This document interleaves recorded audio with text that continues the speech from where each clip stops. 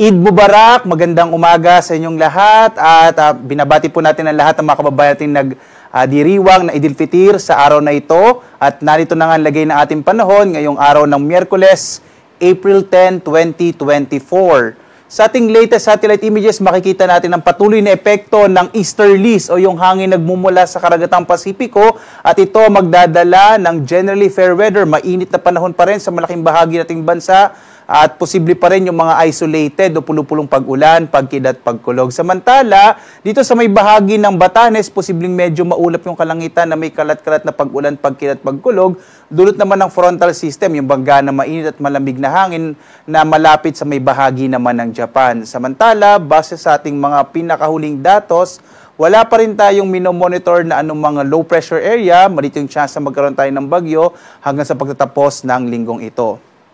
At dito nga sa Luzon, inaasahan natin ang maulap na kalangitan na may mga kalat-kalat na mga pag-ulan, pagkilat, pagkulog, partikular na dito sa may bahagi ng extreme northern Luzon, itong area ng Batanes. Sa nalabing bahagi ng Luzon, asahan pa rin natin yung mga isolated rain showers and thunderstorms, dulot yan ng mga localized thunderstorms. At asahan pa rin natin ang mainit na temperatura at agwat nga ng temperatura dito sa Lawag nasa 25 to 33 degrees Celsius. Sa Tuguegarao, mainit po, nasa 25 to 37 degrees Celsius. Sa Baguio, 17 to 25 degrees Celsius. Sa Metro Manila naman, 24 to 34 degrees Celsius hanggang 32 degrees Celsius naman sa Tagaytay, habang sa Legazpi, nasa 25 to 32 degrees Celsius. Dito naman tayo sa Palawan, Visayas at Mindanao. Makikita natin sa Palawan at sa Visayas, inasahan din natin yung mga isolated rain showers and thunderstorms. Agwat ang temperatura sa Calayan Islands, 25 to 34 degrees Celsius. Sa Puerto Princesa naman, nasa 25 to 34 degrees Celsius. Sa Iloilo, hanggang 33 degrees Celsius. Hanggang 33 degrees Celsius din dito sa may bahagi ng Cebu, habang sa Tacloban, 25 to 32 degrees Celsius. Sa bahagi naman ng Mindanao, mga pulupulong pag-ulan, pagkilat, pagkulog din ang mararanasan ng mga kababayan natin sa bahagi ito ng ating bansa, habang agwat ang temperatura sa Zamboanga nasa 25 to 34 degrees Celsius. Sa Davao naman, 25 to 35 degrees Celsius, habang sa Cagayan de Oro, nasa 24 to 32 degrees Celsius. Sa ngayon nga, wala pa rin tayong nakataas na gale warning. Ligtas naman pumalawat yung mga sasakyang pandagat, maliliit na mga bangka sa mga baybayin ng ating bansa. Dito sa may extreme northern Luzon, katamtaman hanggang sa maalon na maaaring aasahan na lagay ng ating mga karagatan. Sa ibang bahagi ng ating bansa, banayad hanggang sa katamtaman ang maaaring pag-alon ng ating karagatan.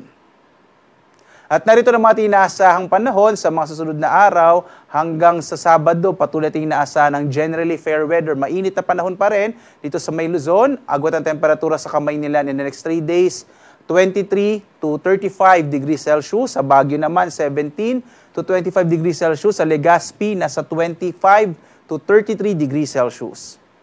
At dito naman sa Kabisayan, sa Metro Cebu, Iloilo, Tacloban City, patuloy natin inaasahan din yung mga isolated rain showers and thunderstorms at mainit na tanghali pa rin ang mararanasan sa mga susunod na 3 araw. Agwat ang temperatura sa Metro Cebu, nasa 25 to 33 degrees Celsius. Sa Iloilo naman, nasa 27 to 33 degrees Celsius at sa Tacloban City, nasa 25 to 32 degrees Celsius. Sa mga kababayan naman natin sa Mindanao, dito sa Metro Davao, Cagayan de Oro City at Zamboanga City, patuloy na makararanas sa mga pulupulong pag-ulan, pagkidlat, pagkulog sa susunod na 3 araw. Agwat ang temperatura sa Metro Davao ay 24 to 35 degrees Celsius. Sa Cagayan de Oro naman, 24 to 32 degrees Celsius, habang Zamboanga City nasa 25 to 35 degrees Celsius. Ang araw naman natin ay sisikat, ganap na 5:46 ng umaga at lulubog 6:09 ng gabi. At sundan pa rin tayo sa iba't ibang mga social media platform kung saan natin sinasabi ho at ang mga posibilidad ng mga isolated rain showers and thunderstorms. Naglalabas ho tayo dito ng mga thunderstorm advisories, mga rainfall information, kung mga heavy rainfall warning. So, bumisita lamang po at mag-follow sa ating sa X, sa Facebook, sa YouTube at para sa mas komprehensibo at mas marami pang impormasyon sa lagay ng ating panahon at klima. Makikita nyo rin po yung ating inaasahang heat index sa ating website pag-asa.usc.gov.ph.